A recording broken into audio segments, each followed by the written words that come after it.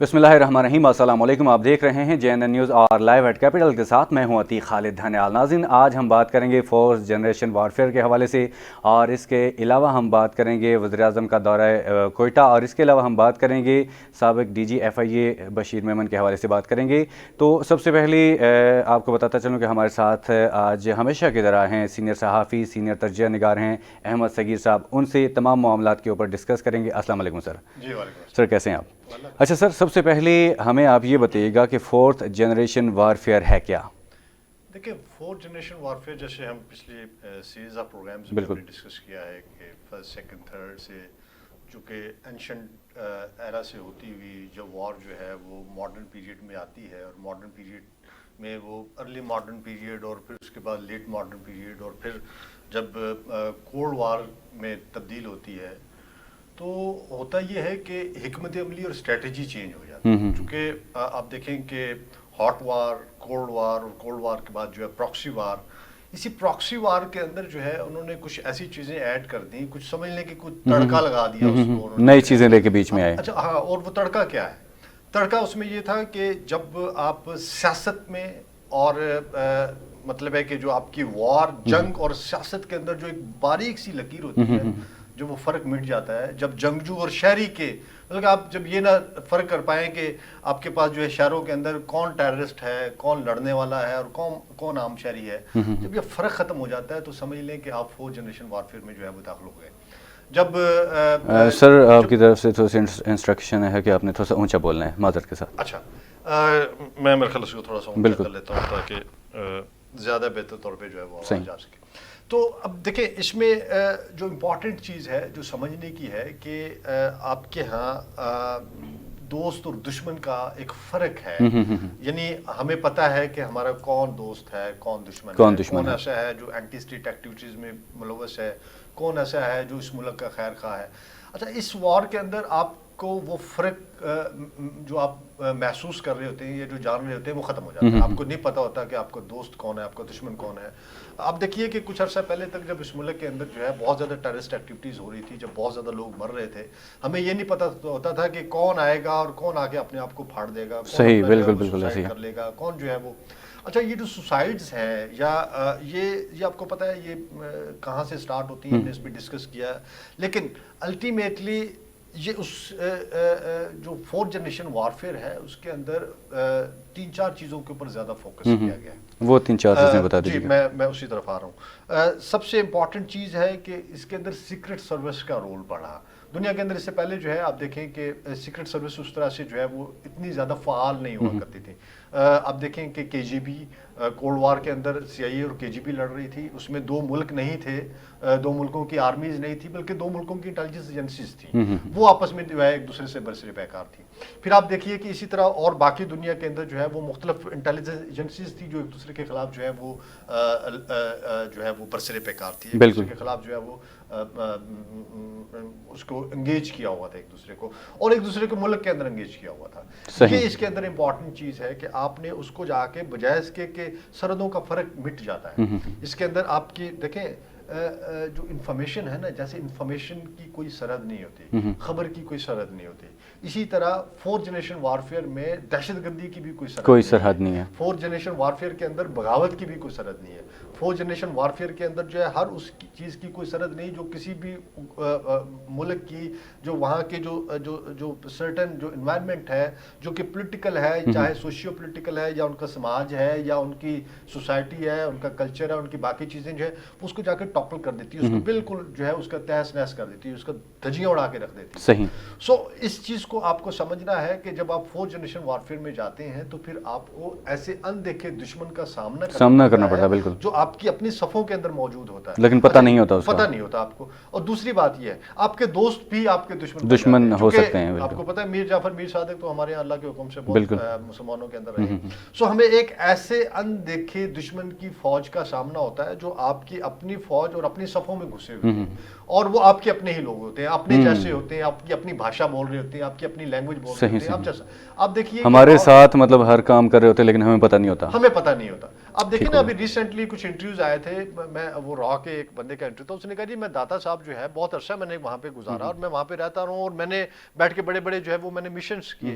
اب دیکھیے نا کہ اگر ایسے لوگ جو ہیں یا ہمارے آپ دیکھ لیے کہ ایسے مجھے کچھ کتابیں دیکھنے کا اتفاق ہوا کہ جس کے اندر جو ہے جو KGB کے لوگ تھے وہ بتاتے ہیں, یہ CIA کے لوگ تھے, کہ انہوں نے کس طرح سے جا کے جو ہے وہ رشیا کے اندر, اس کے اوپر موویز بھی بنی, فلمیں بھی بنی, ہم نے فلموں کا ایک پوری ڈسکس کیا تھا آپ کو یاد ہوگا کہ کون سی فلم کس نے کس طرح سے جو ہے اس کے تحت بنی تھی.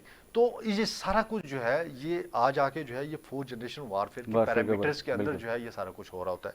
اس کے اندر دیکھیں جیسے میں نے پہلے عرض کیا کہ اس میں ریاست نہیں لڑتی, ایک چیز ذہن میں رکھیں, حکومتیں یا حکومت کی بنائی ہوئی فوجیں نہیں لڑ رہی ہوتی, بلکہ کچھ ادارے ہوتے ہیں جو 4th جنریشن وارفیئر جو ہے اس کے اندر وہ لڑ رہے ہوتے ہیں. وہ ادارے جو ہیں وہ MI6 بھی ہو سکتی ہے, وہ ادارہ جو ہے وہ KGB بھی ہو سکتا ہے, وہ ادارہ CIA بھی ہو سکتا ہے, وہ ادارہ جو ہے وہ را بھی ہو سکتی ہے, وہ ادارہ جو ہے وہ کسی طرح بھی ہو سکتا ہے. ٹھیک ہے, اچھا نیکسٹ کوسچن میں آپ سے پوچھنا چاہوں گا کہ مجھے بتائیے کہ پروپیگنڈا ہوتا کیا ہے, اس کا والیوم کیا ہوتا ہے, چھوٹا یا بڑا ہوتا ہے, یہ والیوم کے حوالے سے بتائیے گا. 4th جنریشن وارفیئر کے اندر جو بہت سارے جن چیزوں پہ فوکس کیا جاتا ہے اس میں پروپیگنڈا بھی ایک چیز ہے. اس کی وجہ یہ ہے کہ انفارمیشن شیئرنگ جو ہے وہ بڑی امپورٹنٹ چیز ہے. پروپیگنڈا جو ہے اس کی 3 ٹائپس ہیں, 4 میٹرکس ہیں اور کوئی 95 کے قریب اس کے ٹولز ہیں. جی میں اس کی ڈیٹیل میں جاتا ہوں. دیکھیں ایک ہوتا ہے وائٹ پروپیگنڈا, ایک ہے گرے پروپیگنڈا, ایک ہے بلیک پروپیگنڈا. اچھا وائٹ گرے اور بلیک پروپیگنڈا یہ تو 3 ٹائپس ہیں اس کی.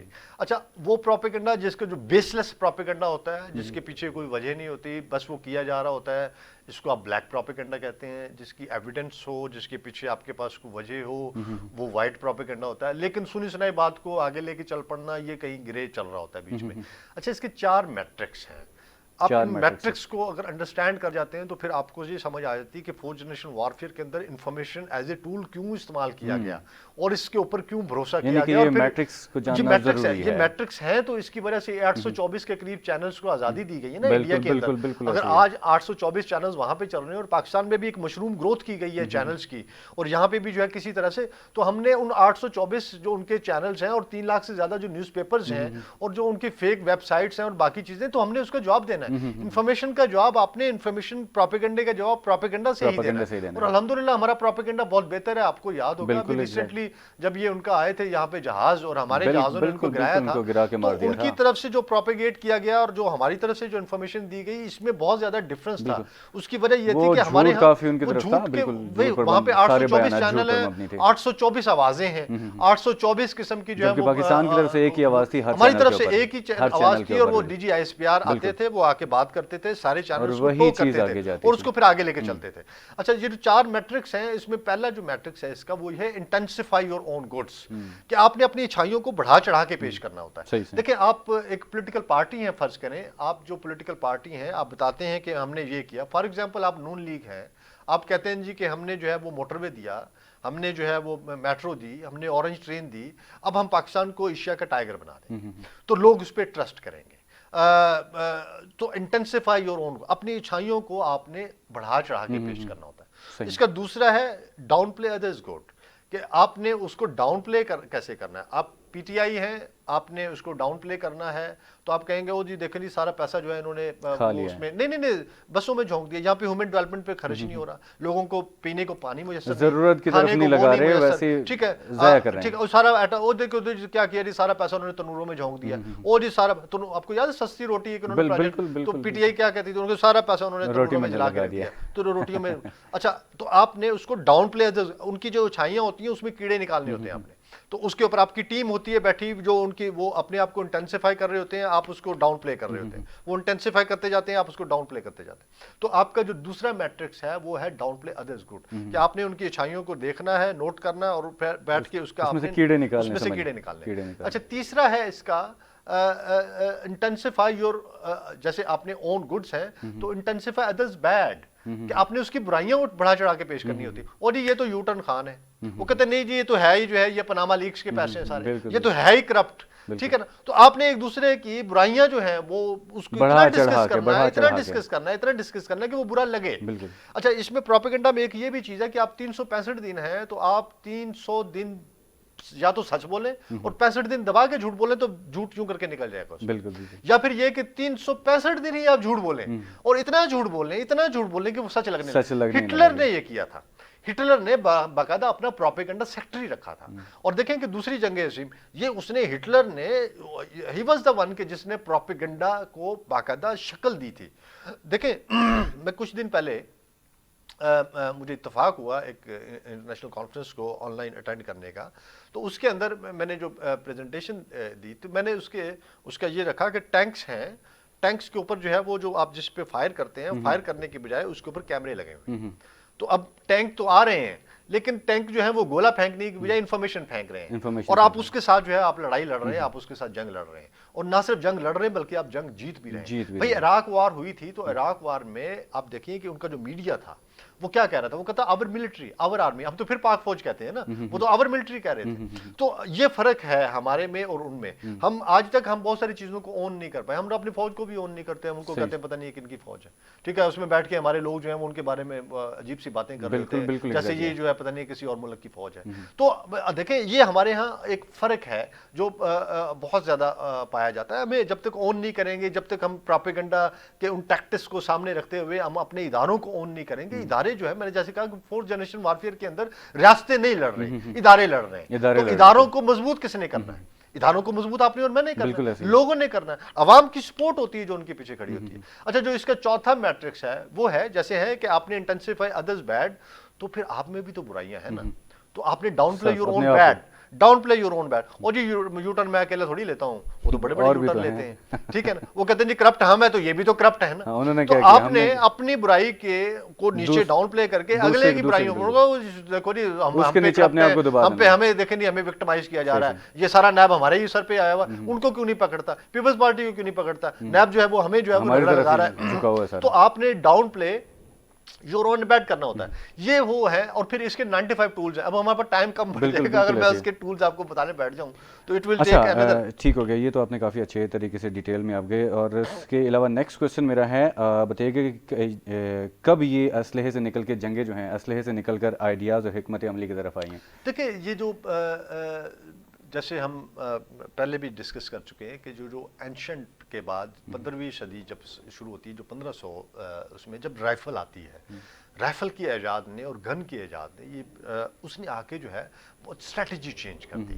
لیکن جس اسٹریٹجی کی طرف آپ جا رہے ہیں جو کہ سیکرٹ سروسز کے اوپر, انٹیلیجنس ایجنسیز کی اس کے اوپر جو آئیڈیاز بیس کرتے ہیں اور جو تدبیریں بیس کرتی ہیں, جو جس کے تحت جو ہے وہ جنگیں لڑی گئیں, جو فورتھ جنریشن وارفیئر اسپیشلی اگر اس کے تناظر میں آپ پوچھ رہے ہیں, تو میں تھوڑا سا آپ کو یہ بتانا چاہتا ہوں کہ یہ جو ہے یہ بنیادی طور پہ 19ویں صدی سے پہلے تدبیریں آ گئی تھیں. چیزیں آپ دیکھیں کہ دنیا کے اندر جو انٹیلیجنس ایجنسیز کی تاریخ کو اگر آپ پڑھیں تو آپ کو پتہ چلتا ہے کہ ان کو بہت زیادہ ریلائی کیا جانے لگا تھا 18ویں صدی میں ہی. اور پھر 19ویں صدی کے اوائل کے اندر جو ہے اس کو باقاعدہ ایک شکل دی گئی تھی. پھر بہت ساری فوج نے انہوں نے پیرالل اپنے گروپس بنائے ہوئے تھے. اس کی وجہ یہ اب دیکھیں نا, جو بلشوک انقلاب آتا ہے جو سوویت یونین کے اندر, اور لینن جو ہے لینن سے پوچھا گیا, انہوں نے وہاں پہ بلشوک انقلاب کے اندر انہوں نے ایک بندے کو پکڑ لیا, وہ جو لیننسٹ فورسز کے ساتھ جو جڑا ہوا تھا, تو انہوں نے پکڑا, انہوں نے پتہ چلا جی یہ تو زار کا آدمی ہے اور وہ ان کی مخبری کرتا تھا. یہ جو مخبر ہے, یہ مخبر کا پہلا مخبر جب دنیا میں آیا سمجھ لیں کہ انٹیلیجنس ایجنسی بن گئی. اب جو مخبری کی جاتی تھی, مخبری تو اینشنٹ دور سے وہ جو ہے وہ ہو رہی ہے. بادشاہ جو ہے اپنے مخبر چھوڑتے تھے, وہ جاتے تھے, وہ جا کے خبر لے کے آیا کرتے تھے.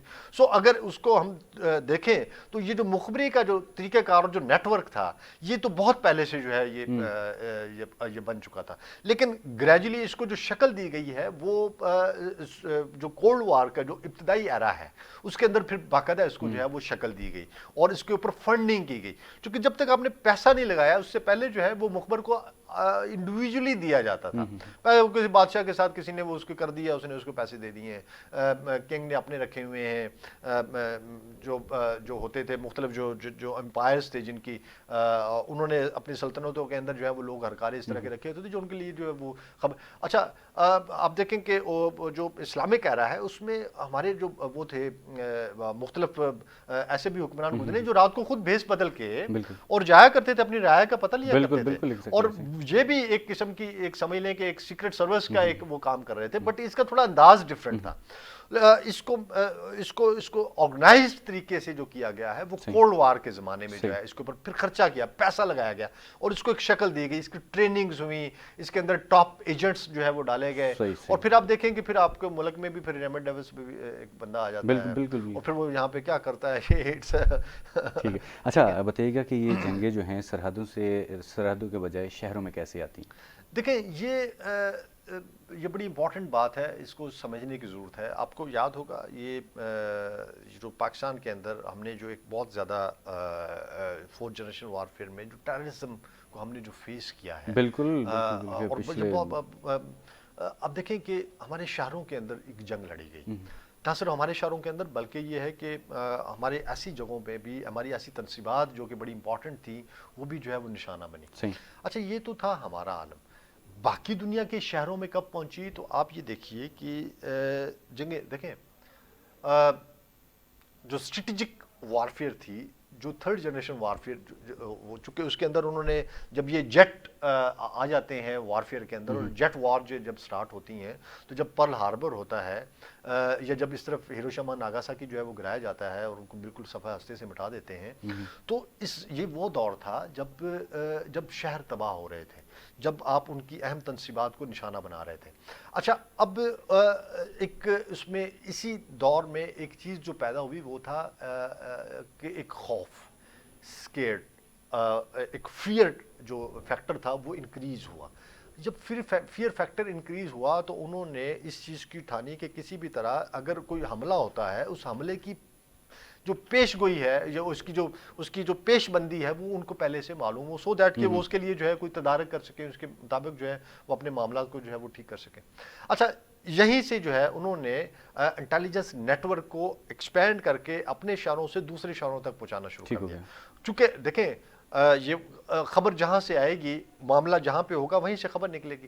تو ان کا خیال تھا جو اس وقت کے جو وہ تھے کہ کسی طرح سے اگر جن پریمیسز سے یا جن جگہوں پہ بیٹھ کے فیصلے ہوتے ہیں, اگر ان جگہوں پہ ہمارے بندے ہوں یا ہمارا نیٹ ورک ہو یا ہمارے نیٹ ورک کا اس کے اندر رسائی ہو یا ان کی انفارمیشن تک ہماری ایکسیس ہو, تو ہم وہ پہلے سے ہی جو ہے ہم اس تک جو ہے وہ پہنچ جائیں اور ہم یہاں پہ بیٹھ کے اپنی کوئی نہ کوئی جو ہے اس کا حل نکال لیں. اور یہ جو وہ دور ہے, چونکہ دوسری جنگ عظیم کے بعد دنیا تبدیل ہوئی ہے, دنیا کے اندر بہت ساری چیزیں جو ہیں تبدیل ہوئی ہیں. صحیح ہے. اور الٹیمیٹلی یہ اس تبدیلی کا ہی اثر ہے کہ چیزیں جو ہیں, یہ معاملات اور یہ جو جنگ ہے یہ وہاں سے نکلتی ہے, پھر یہ آ کے شہروں کے اندر جو ہے پھیلتی ہے.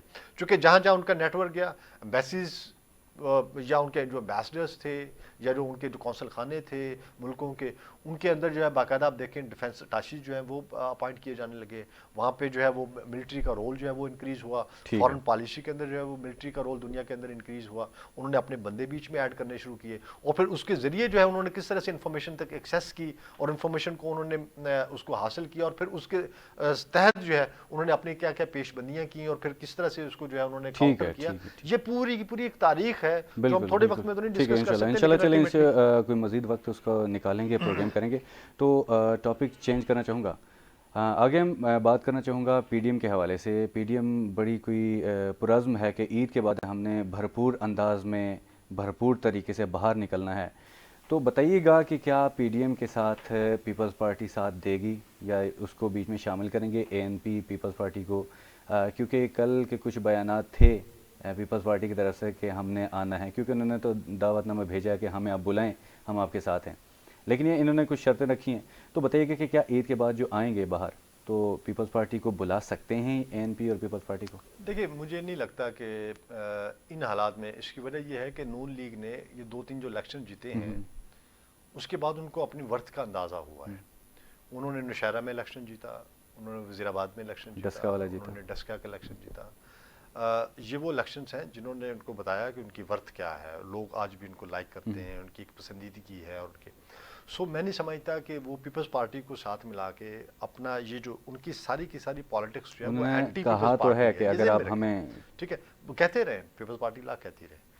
پی ٹی آئی نے نہیں کے لیے بہت ساری پارٹیاں تھیں، جماعت اسلامی ان کی لائی پارٹی تھی لیکن نہیں ساتھ لیا تھا انہوں نے دارالقادری کے اوپر زیادہ رلائی کیا تھا ایز کمپیئر ٹو جو ہے وہ جماعت اسلامی. یا آپ دیکھ لیے کہ ان کے اس کی کیا اس وقت جو ہے آپ دیکھیں بڑا ایک آئیڈیل قسم کا ایک وہ بن رہا تھا، چونکہ نون لیگ کے خلاف سارے وہ معاملات ہو رہے تھے اور پیپلز پارٹی اور پی ٹی آئی کا اگر الائنس بن جاتا. پی ٹی آئی کے اندر کہاں سے لوگ گئے؟ شاہ محمود قریشی کہاں پہ تھے؟ بالکل ٹھیک ہے نا. ڈاکٹر اسرار شاہ کہاں پہ تھے؟ اچھا اور بہت سارے ایسے لوگ ہیں جو کہ پیپلز پارٹی سے اٹھ کے ادھر گئے. بالکل اگر اور وہاں پہ جو ہے وہ کچھ مشرف سے آئے ہوئے، ترین شاہ مشرف صاحب کے ساتھ ہوتے تھے.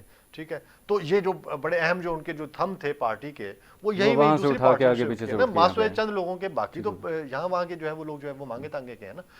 بات یہ ہے کہ وہ سارے کے سارا جو ہے اگر انہوں نے اس وقت پی ٹی آئی نے کسی کے ساتھ ملائے بغیر ایک بڑی تحریک بنانے میں کامیاب ہو گئے تو نون لیگ دیکھیں نون لیگ سندھ میں جانا چاہتی ہے، نون لیگ کراچی کے اندر اپنا رول پلے کرنا چاہتی ہے.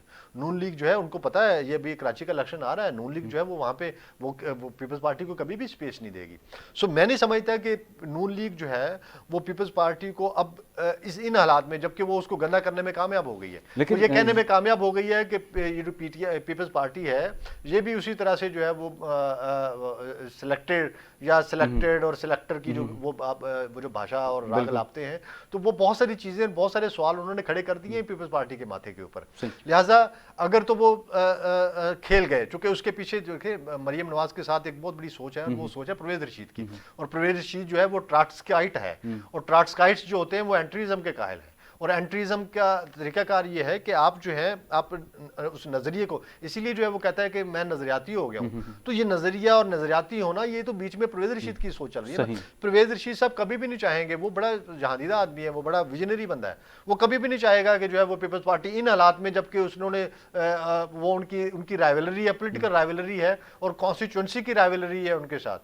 اور کل کو انہوں نے ان کو ہرا کے جو ہے وہاں پہ ساؤتھ کے اندر پیپلز پارٹی پھر پر مار رہی ہے اور پھر اپنے آپ کو جو ہے وہ کسی طرح سے آرگنائز کرنے کی کوشش کر رہی ہے. ٹھیک ہے یسر رضا گیلانی کے اس میں، جبکہ نون لیگ یہ چاہتی ہے کہ وہ ساؤتھ کو بھی جو ہے وہ کسی طرح سے کیپچر کرے.